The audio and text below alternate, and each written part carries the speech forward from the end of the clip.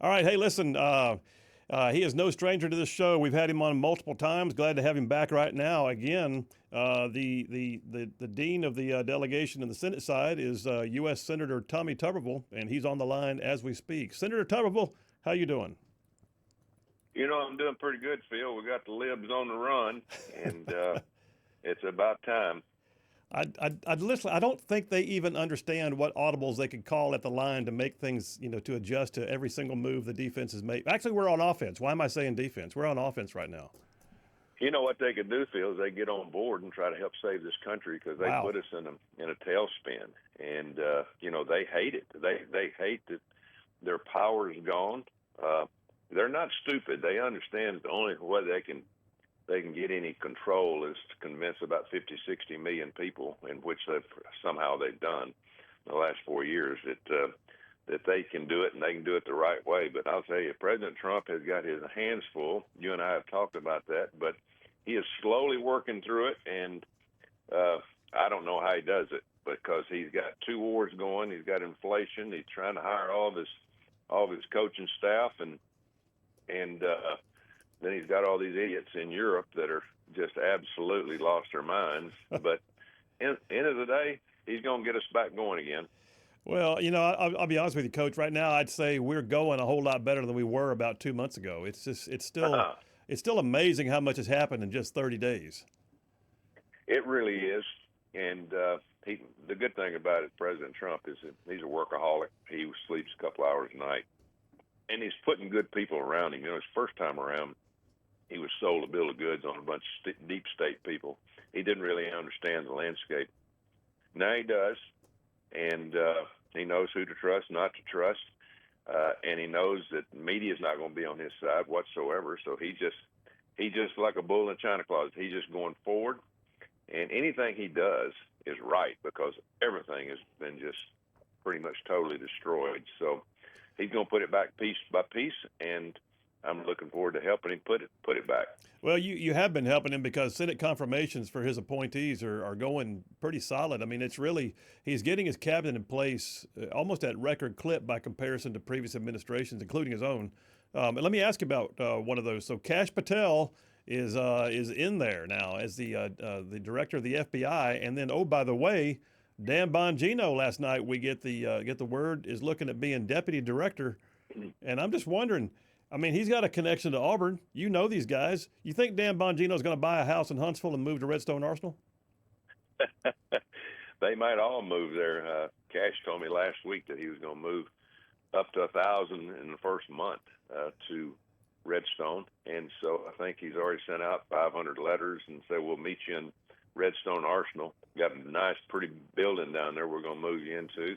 He's just trying to get them out of this hellhole up here we call the swamp, and by doing that, he might be able to get something out of them, might be able to save some of them, because there's some good people in the FBI, but my God, there's a disease going on right now. It's called deep state that has just overtaken them. And you're right, Dan Bongino, he knows where the bodies are buried. He's written books about it, and he and Kash are going to come out swinging, and I'm looking forward to them being in Huntsville and improving, the landscape there, and because we've got some beautiful new buildings there, as President Trump would call, the brand new ones that Senator Shelby got the money for, and we're glad to have them.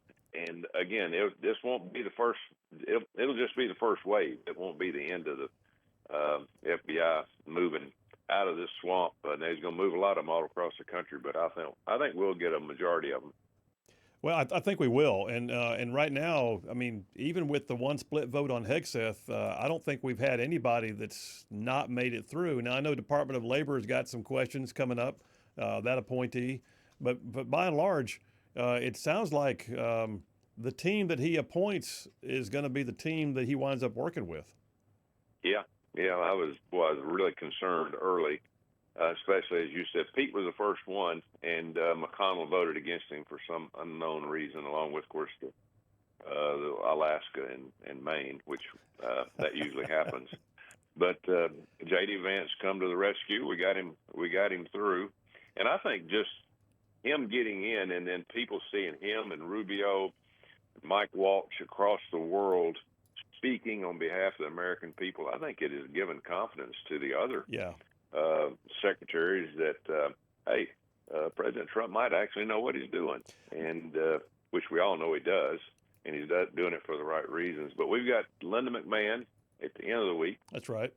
Education secretary. She's got to get to going and moving education out of the city. And then we've got the young lady that's probably the most controversial of all of them, our labor secretary, Right. who is a Republican from the West Coast that has a little bit of union blood in her. And I've talked, and I haven't decided yet. I really, really like the deputy labor secretary, so I think they'll be fine together. But again, she's got some people that are not real fond of some of the questions, how she's answering them. But we'll have to see. But at the end of the day, we've got 90% of them in as we speak.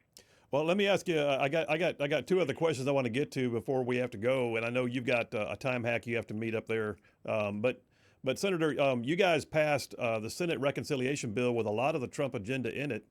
The House was talking about doing the one big beautiful bill. The Senate is looking at doing perhaps two. Tell me about the bill that just passed, and if you don't mind, also talk about whether we're going to get the Trump tax cuts through the Senate as well. Well, here's the deal. We don't do money. We don't do tax cuts in the Senate. So that one has to come from the House. Gotcha. And what we basically told them, we'll do one over here with border and defense and the things that we need to do.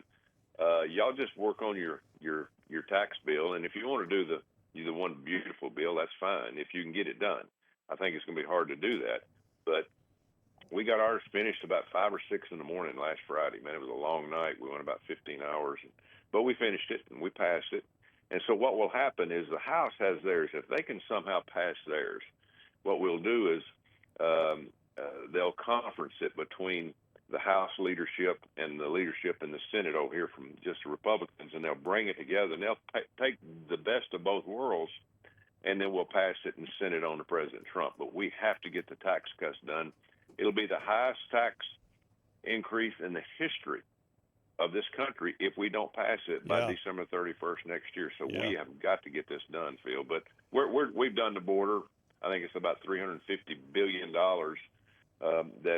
And that's a lot of different stuff. That's not just a border wall. That's a lot of things that go around it. We have got to put a stop on what's going on at the border, and they pretty much have. Well, yeah, it's been a pleasure to watch. I mean, that and the economy were the top two issues consistently throughout the campaign. But I'll tell you one other thing that started off with a great deal of support and then began to lose the love, if you will, over time, is the war in Ukraine. And we're right now we're at the third year anniversary of what they said would only take 5 days. And we're hearing negotiations are underway. We're seeing movement. We got an announcement today from the White House that he believes a deal is close on getting a major deal with Ukraine about rare earth minerals and that kind of stuff. So where do you see this going, the war in Ukraine right now?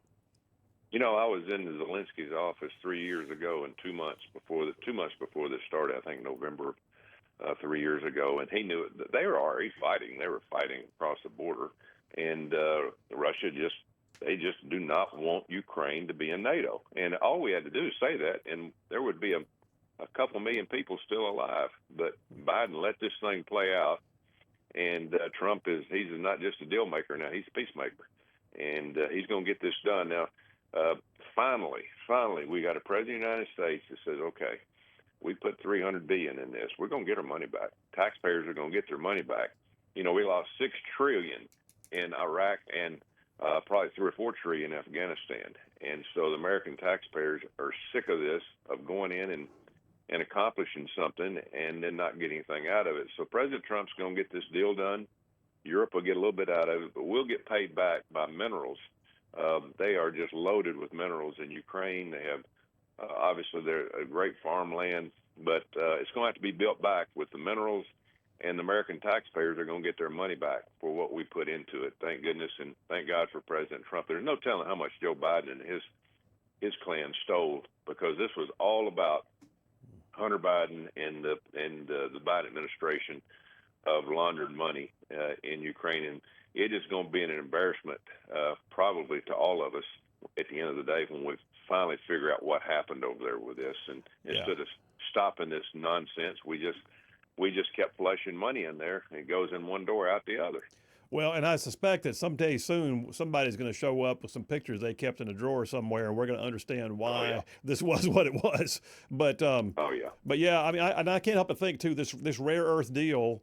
That's part of what Russia wanted. They wanted the resources, not just the buffer. They wanted the resources of Ukraine too. And we're about to say, nope, I'm sorry, that's a contract with the United States now, and you can't have it. They're not in NATO, but oh, by the way, they're under contract with us. And I think that's going to that's a gamesmanship, in my opinion, on behalf of the United States. That was a great move by Secretary Rubio and President Trump.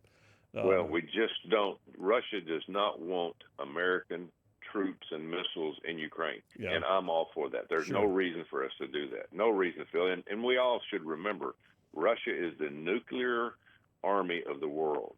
They have more nuclear weapons than we do. And so that's not something to play around with. So let's make a deal. Let's do a treaty. Let's all get paid back. They're going to take a little bit more land. Let's let them build Ukraine back and get on with life and have what is it? The DMZ, the South Korea and North Korea, to have the DMZ zone over there. There needs to be a buffer zone, and let's go on with life. They have lost 10 million people that left the country in Ukraine. Yeah. So bottom will come back. It's a beautiful place. It actually is, yeah. Too cold for me and you, I'll tell you that, being over there. But it's a beautiful place. But let's get this thing over with, and then we'll work on the Middle East. And something hadn't been done in 2,000 years, we'll let the peacemaker President Trump get that one over with too. Well, Coach, as you're heading out here, I know you're on Senate Armed Services, if I'm not mistaken, and we got part of the budget y'all passed also include a military plus up. I think right now we're seeing recruiting numbers come way up all of a sudden, and it feels like I wrote a piece that came out this morning called "The Warrior Factory is finally back in business," and I feel like we're back in the place of putting the U.S. military, where it should be. What do you think? Yeah, there's no doubt. Since President Trump's been elected, the improvement in recruiting has been tenfold. And kids want to fight. They don't want to fight. They want to protect our country. So at the end of the day, that's what's happening. And Pete Hegseth is a breath of fresh air, to be honest with you. Yeah. They'll get it all straightened out. It's going to take a while. Well, it is, but you know what? You just eat the elephant one bite at a time, right? So, well, listen, I know you got to go. I appreciate y'all making time for us today, but Senator Tommy Tuberville will have you back on again sometime soon. All right? Thank you, Phil. And one other thing I wanted to say is President Trump noticed our leadership in the military. He went in and fired every board member in the West Point. Yes, he did. And in Naval Academy and the Air Force Academy. There will be no more woke teaching our leaders of this country, and thank God, because we've had kids turn down appointments to the academies just because of how woke they've become. So, thank goodness for President Trump and his foresight of knowing that it all starts with your leadership. That's outstanding. Yeah, the woke washing of the services are over. So yeah, absolutely. Thanks, Coach. All right, Phil. Thanks.